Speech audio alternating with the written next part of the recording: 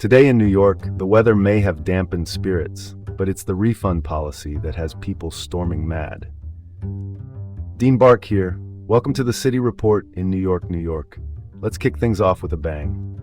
First up, Sailforth ticket holders denied refunds after a storm cancellation on the 4th of July. Sailforth 250 is a citywide celebration organized by a small nonprofit, and this year included a Governor's Island viewing. Governor's Island is a public park in New York Harbor between Lower Manhattan and Brooklyn, a go-to spot for big skyline views. Premier Access was the mid-tier ticket that started at more than $200, and it promised prime sightlines for the festivities. Here is the timeline. On July 3rd, a storm caused substantial structural damage at the outdoor venue. On July 4th, organizers canceled the Premier Access viewing, though the event continued for other ticket tiers. The higher-priced VIP event, that top-tier experience, went ahead as planned. Meanwhile, the television parade drew nearly 12 million viewers on NBC, the national broadcast network.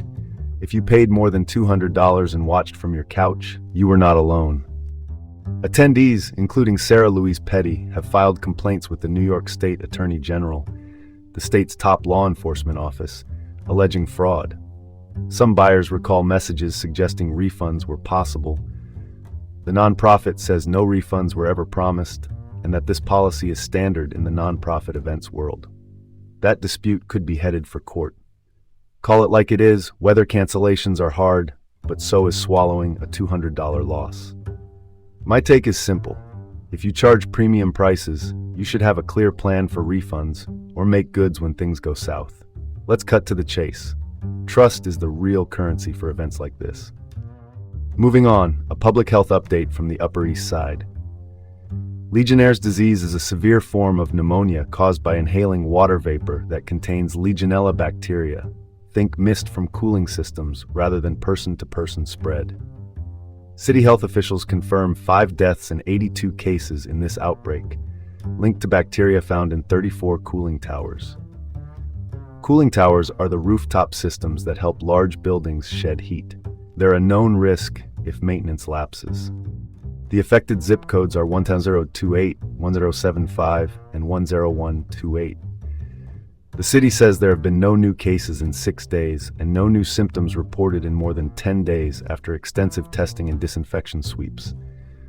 Officials are reviewing policies to prevent future clusters. Here's the takeaway: early action matters. The city moved after just 2 confirmed cases, and that likely saved lives. If you live or work in the impacted area and develop fever, cough, or shortness of breath, contact your doctor quickly. Let's keep this train moving. Next up, an arson charge after an attack outside a major federal building. Andrew Arabaka is a 43-year-old Army veteran, and prosecutors say he set off fireworks and started a fire outside 26 Federal Plaza. That's the largest immigration court complex in New York City, home to immigration hearings and naturalization ceremonies. He allegedly planned for months, beginning in January, and told investigators he was motivated by anti-ICE views. ICE is Immigration and Customs Enforcement, the federal agency that enforces immigration laws inside the country. Federal arson carries a mandatory minimum of 7 years in prison if convicted. That's the floor a judge must impose. Investigators also recovered what they describe as a manifesto. Arabaka has no prior criminal history, is unemployed, and was living in his car. His defense has requested a psychiatric evaluation, and his prior mental health diagnosis, along with stopped medication, is now part of the record. The story highlights a tough intersection: political anger and untreated mental illness. My view: get veterans faster access to care and follow-up. Prevention beats the headline every time. Next up, a deadly incident tied to an anti-aging treatment in the Bronx. Luis Rojas Cabrera is the founder of the Bereshit Lifestyle Center, a wellness clinic in Kingsbridge, a neighborhood in the northwest Bronx. Police say he admitted making a very big mistake after administering an NAD+ treatment to 27-year-old Elizabeth Barron, who was pronounced dead shortly after. NAD+ is a molecule our cells use for energy production and DNA repair. It's marketed in some clinics for anti-aging, even though safety studies are limited.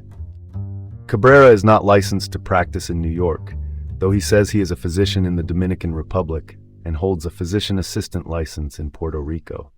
He has been charged with reckless endangerment and unauthorized practice and was released pending autopsy results. Authorities say he has performed more than 6,000 surgeries despite the lack of a New York license. The broader issue is oversight of alternative and holistic practices.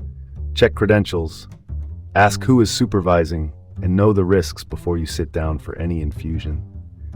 Let's not overcomplicate this. If a title sits in quotation marks on a website, you should probably ask a few extra questions. Last up, across the river, a voter registration mess in New Jersey. Governor Mikie Sherrill is the state's chief executive, and her office says a software glitch at the Motor Vehicle Commission registered 6,600 non-citizens to vote. The Motor Vehicle Commission issues driver's licenses and handles automatic voter registration when you apply. Nearly 400 of those improperly registered individuals cast ballots before the problem was caught. The glitch ran from June 2023 to June 2024 and was fixed last June.